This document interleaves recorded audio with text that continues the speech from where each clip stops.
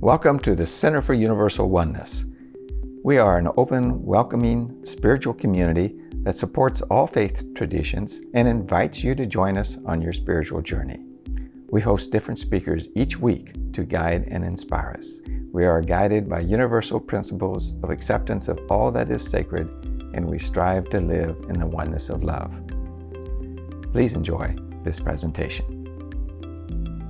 Our speaker this morning is Reverend Dr. Jane Simmons.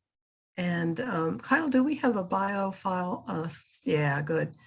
Jane is a speaker, author, ordained minister, and educator. She has her doctoral degree in theology, and she's written a couple of books and co-authored a couple of books with her husband, Gary Simmons, of the Eye of the Storm fame. And she has served 4 Unity congregations in the US and Canada, and served as teen ministry coordinator for Unity Worldwide Ministries. And she's also adjunct faculty for Unity Worldwide Spiritual Institute. Jane has taken to the mountains and the woods and now lives in a tiny house in the woods in Northwest Washington, within short distance of the coast, and she claims to be loving it. I'm sure she is. Jane, your topic today is survival of the kindest. Take it away. Well, thank you so much. It's a delight to be with you all, and I do love living in a tiny house in the mountains of the Northwest, Pacific Northwest arena. There are days, though, when we get 15 inches of snow and then more a couple days later when it's a little more challenging than I would like. But, Gary, my husband Gary and I we've retired from pulpit ministry, and we love being here with our dog Jedi, and still working online in a big way. And so blessings and greetings to all of you. It occurred to me as I was listening how much I love the name of your group, this whole idea of universal oneness. And that's really a big part of my message. And I have to tell you, the opening prayer pretty much was my talk. So maybe I can just say I'm done for the day here. I don't know. But anyway, let's go there. Let's go there and talk about what it's going to take to have that universal oneness expressed in our world. What's our role in that? All right.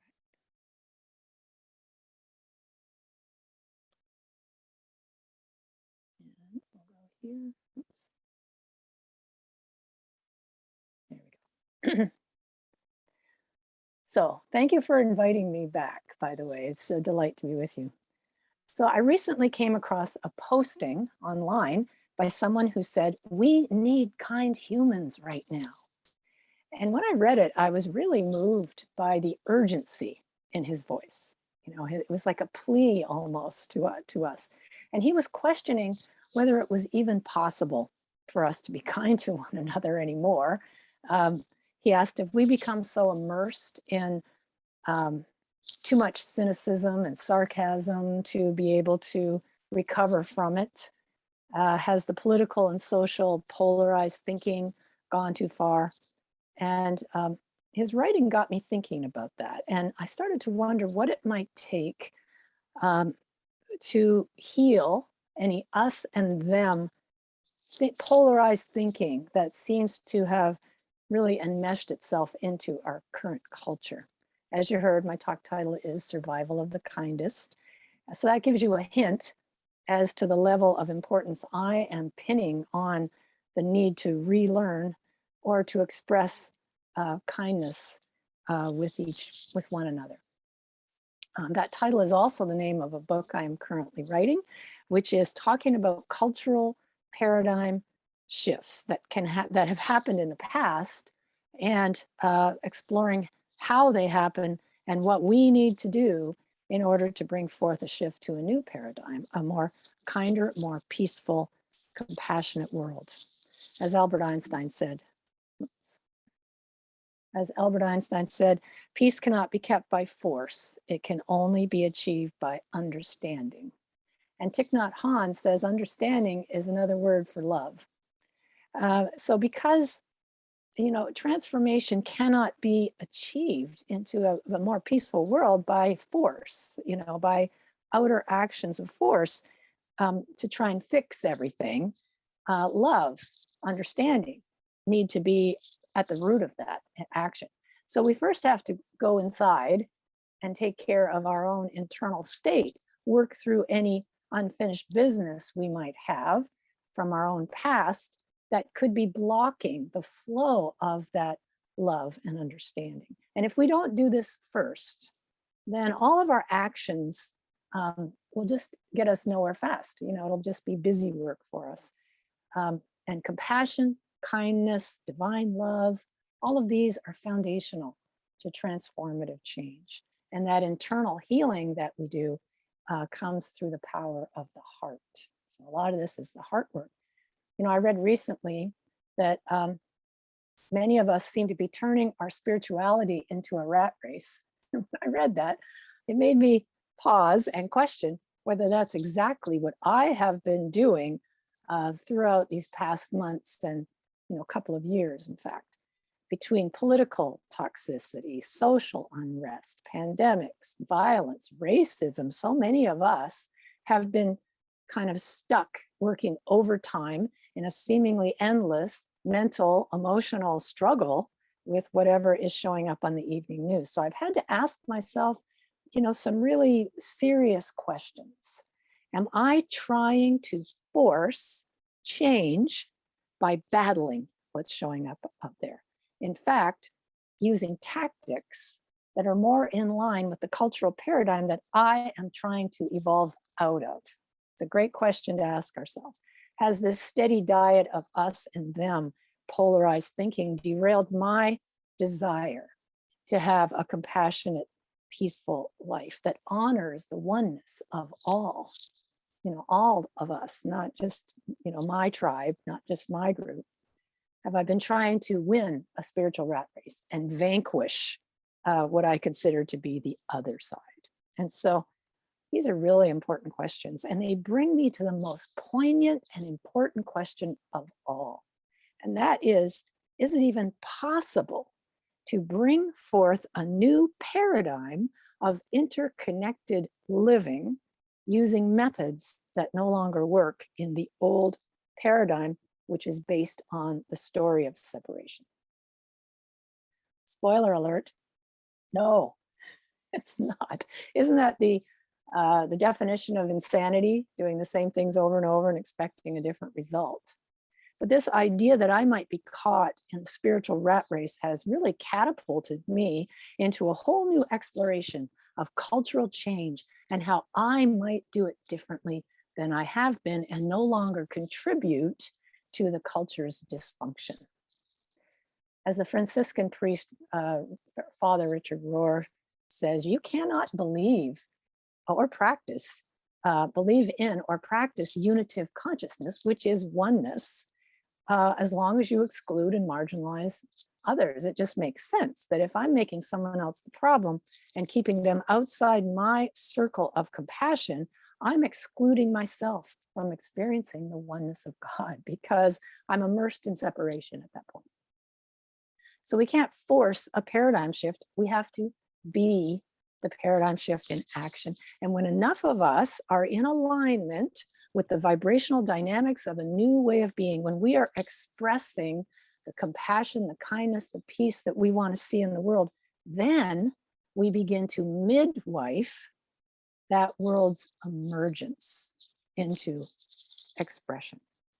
And so I'm officially inviting any of us who have been involved, caught in a spiritual rat race like I have, to step out of the battle and into the flow.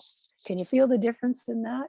Step off the battlefield that comes from a reactivity to a story of separation to into the divine flow of oneness that actually emanates from the reality of interbeing. It's not a story, it's the reality. And so when we stop trying to, force change on what is, and instead we start to mine the power that is within us, Unity's foundational principle is there is one presence, one power, one life.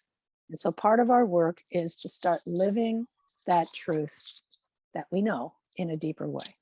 But in order to do that, we typically have to see what might be blocking the flow. And so it always begins by looking within, becoming aware, waking up to what is going on within me and how I might be projecting whatever that is onto an unsuspecting world.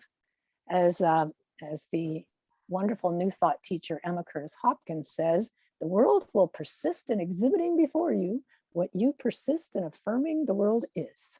She always tells it like it is. Whatever we're putting out there is contributing to the collective memory field of humanity. Make no mistake about that. And in these unsettled times, our whole planet needs now more than ever a new way of living, one that is based on the power of the heart. And above all, it needs those of us who are holding the vision for that to help bring it forth. As always, we are the ones that we've been waiting for.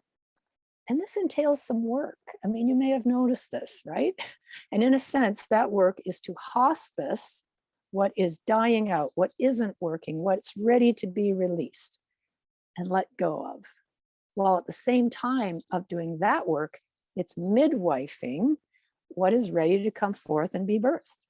And the problem is we don't have a clear idea of what that is yet, but this I do know, that the coming together of our human family, no matter what we agree or disagree on, is imperative, and I believe our very survival rests on it. I read about a farmer who grew excellent quality corn, and every year he won an award for it. And a reporter interviewed him and asked him what his secret was to growing such a quality crop year after year. And the farmer told him that he shared his seed corn with his neighbors. And the reporter asked, well, how can you afford to do that when your neighbors are in competition with you? And the farmer answered, the wind picks up pollen from the ripening corn and it swirls it from field to field. If my neighbors grow inferior corn, then it will steadily degrade the quality of mine. And if I want to grow good corn, I have to help my neighbors grow good corn. Now, I love this story because it illustrates that as a culture, we're all in this together. Our well-being is intertwined.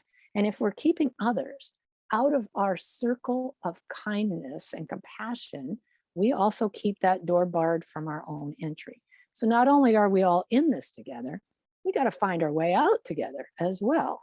And our current cultural climate is ripe for us to do so. So how can we utilize the current situation as a cataclysmic evolutionary catalyst? Now that is my new favorite phrase. In other words, how can we use what is currently happening as a driver for evolutionary transformation and to energetically evolve into a greater expression of who we have come here to be? Well, we cannot shift into a new way of thinking if we're seeing life through an old way of thinking, specifically through the lens of our own unhealed past. Our development will be hindered by largely unconscious patterns of behavior. And to be clear, it's not about fixing ourselves. It's more a releasing of whatever's in the way of expressing our true wholeness. It's letting go of what may be obscuring the Christ light within us from shining brightly. It's an integrating of any orphan parts of ourselves that we have deemed unacceptable in the past. And without doing that clearing work first, we just keep on dragging the past into the future with us like unwanted baggage. So although it isn't the totality of the work, it is definitely a foundational piece of it. And if we don't, then our unfinished business will continue to quietly sabotage, or not so quietly, our individual and collective evolution into a more spiritually mature, awakened culture. Centuries ago, the Roman Stoic Seneca gave some wise words of counsel. Don't stumble over something behind you. And this is exactly what we do when we don't address this. We stumble over our own past. So one of the issues that we face in this work is that it turns out that some of that unfinished business can actually be beyond our personal history, more ancestral in nature. If I were to ask you what you inherited from your family, you might say family, my dad's eye color, my mother's voice, whatever it is. We can often see family resemblance. Physical features like skin, hair color, body shape can all be passed down from parent to child.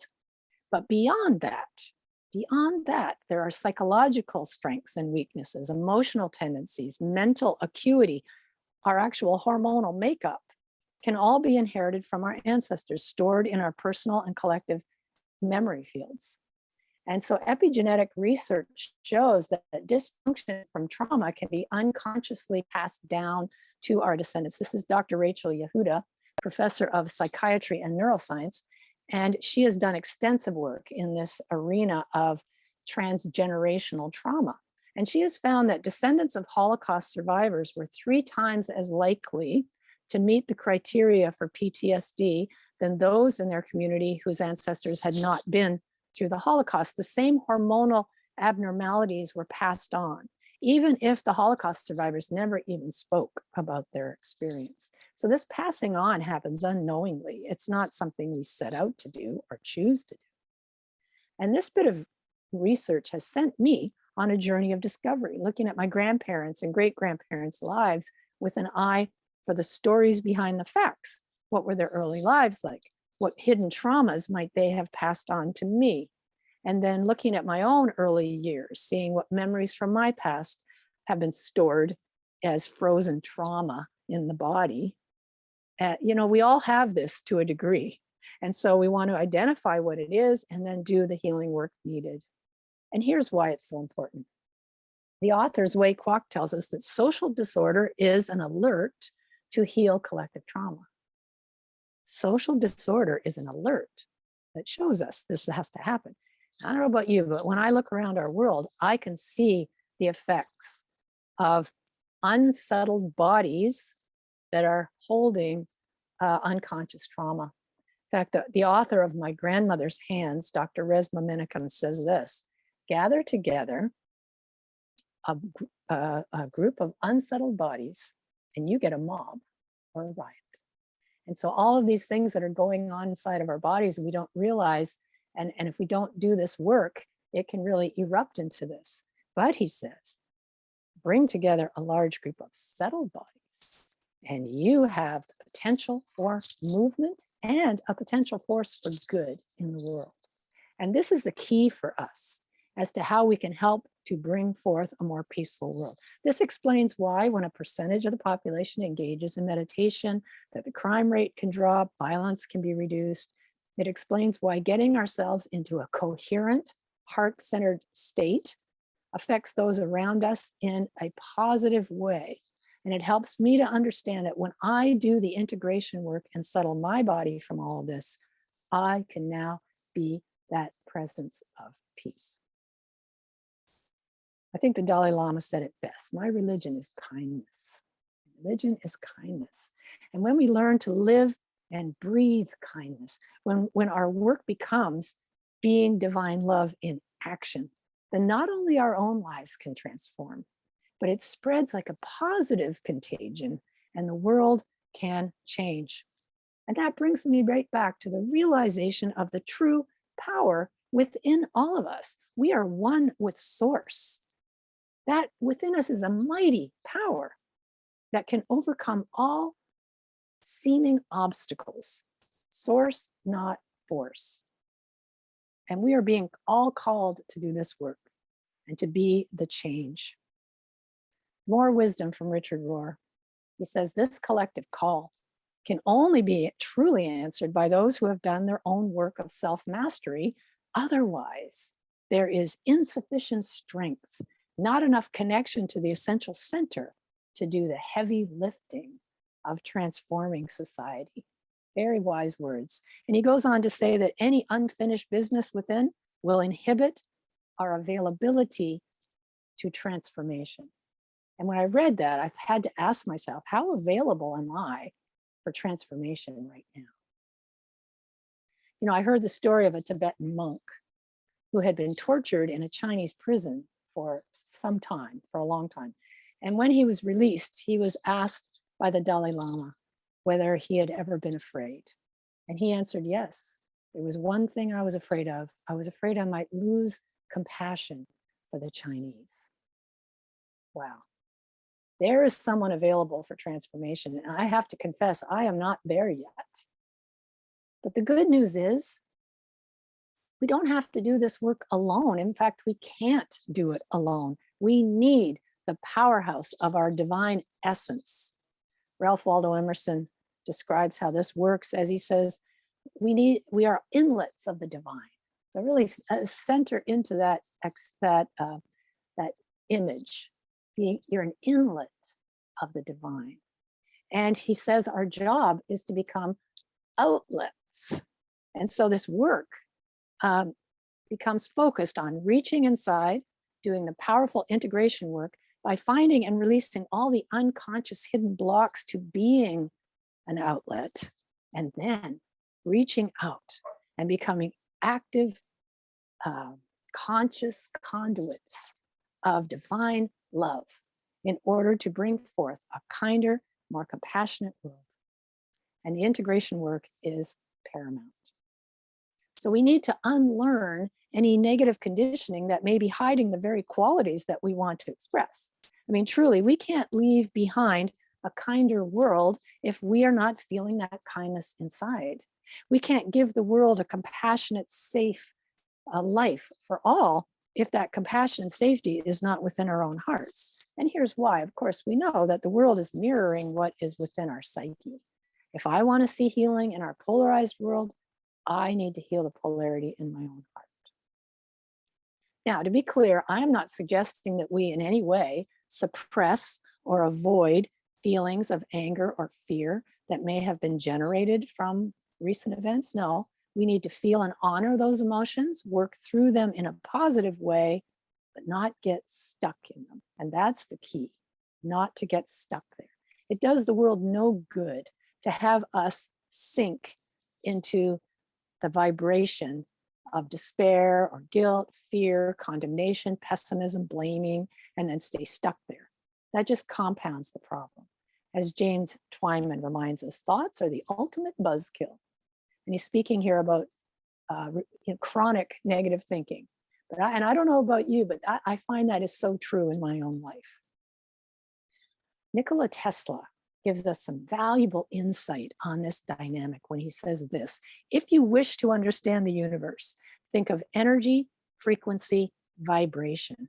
And so the work begins within, shifting our thoughts from the ultimate buzzkill of negativity that arises from the story of separation, and then rising to the frequency, the vibrational resonance of oneness through divine love, with the ultimate goal from that energetic signature of creating a world that works for all beings. And as Marianne Williamson assures us, any thought of love uplifts us all.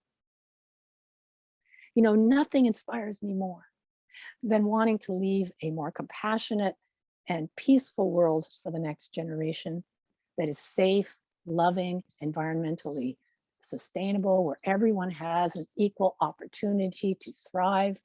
That describes the kind of paradigm shift that I truly believe is imminent, ready to emerge. But we have to help it to do so by midwifing it into manifestation as we rise to that vibrational frequency and sustain it. That's what it means by being the change. And when I start to live that truth, by clearing anything that's blocking the flow of divine love, becoming an inlet and an outlet of spirit, a conscious conduit of compassion and kindness, an instrument of peace, a clear avenue for spirit to express, however we want to describe it. Doing that work with humility, compassion, and kindness benefits not only me, but the entire human collective. You know, the New Thought leader, Ernest Holmes, says this: in our ignorance, we misuse our divinity. But, he adds, without changing or destroying it. See, and this is the good news. No matter what's blocking the flow or how long it's been doing so, our divine essence is as powerful and precious and magical and mighty as it ever has been right now. So I invite all of us to reach in, do the integration work, discover those stuck places, frozen trauma, unforgiveness, resentment, condemnation, both towards ourselves and others. Clear whatever barriers we may have mentally or emotionally erected that are in the way of being a clear conduit of the divine. And then using source, not force. Awaken our divine potential. Go beyond our yesterday self and bring forth kindness. Become an avenue through which love and compassion flows, and truly, truly become the peace that we are seeking in the world. The world's counting on us, and the time is now. We are the ones. And so it is. So let's all take a breath here.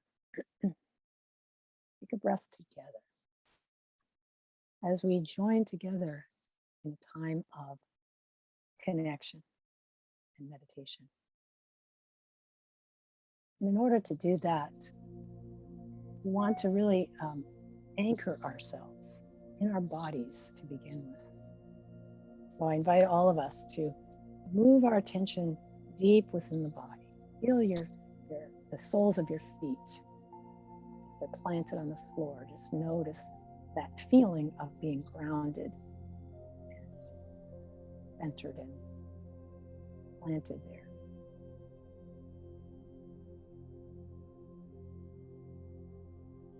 Now move your attention upwards through the body, through your legs, through your torso, shoulders, arms and hands, the neck, the head, the face.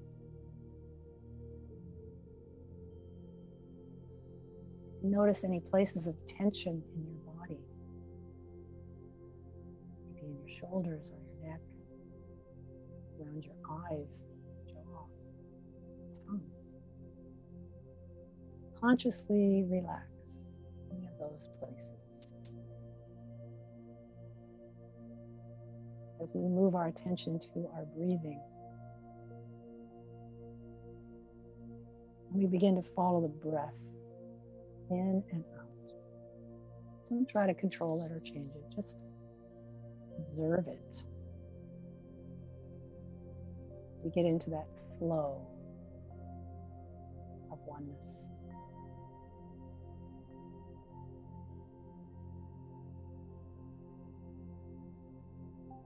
Let that breath, the rhythm of your breath, anchor you deep, deep within the body. Really inhabit this moment.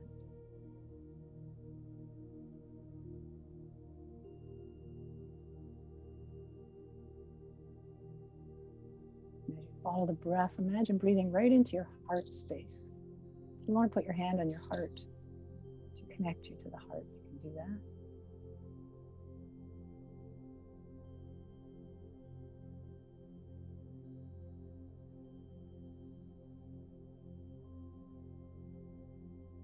Now, as you continue to breathe into the heart, bring into your mind's eye someone that you deeply appreciate, or something that you deeply appreciate.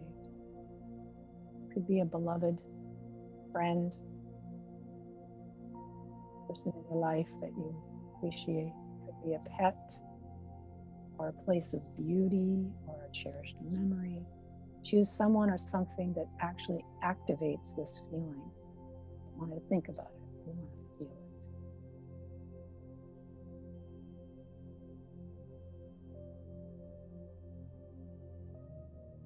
Let that vibration of appreciation just bubble up from your heart, warming your heart.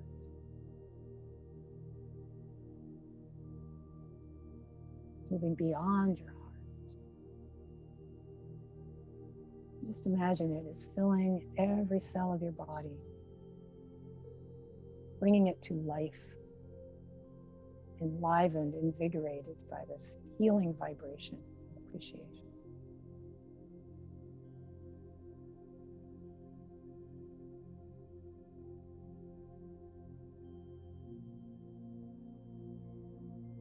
Now let it radiate beyond your body.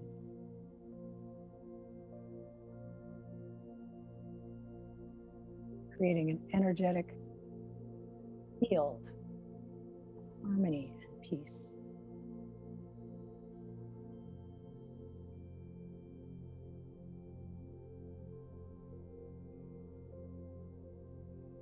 We open our hearts to the one presence, the one power that lives within each one of us.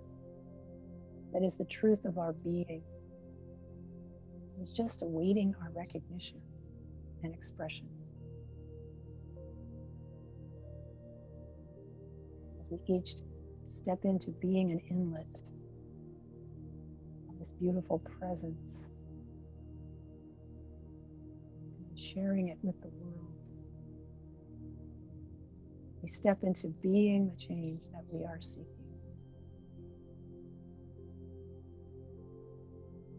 Create a network of kindness and caring and compassion. It spreads. It blesses all.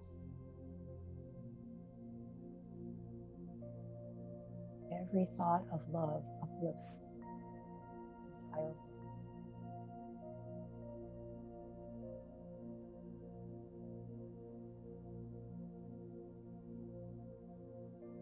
Every one of us is here to be the one to make the difference in our own little world, to be the presence of peace, to bring compassion to a world that sorely needs it, to allow spirit to be expressed through us, as us. And we rejoice in the knowing God is our source. That oneness is the true reality. And as we align ourselves with that reality, we step into a greater expression of who we are, who we've come here to be.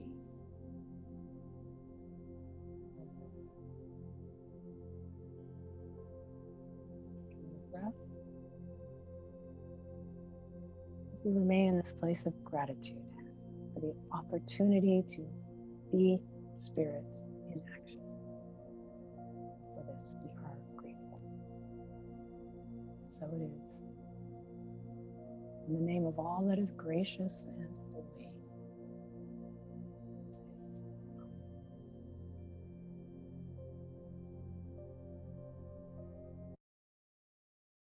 When you are ready, I invite you to come back to this time and space and place and be here now.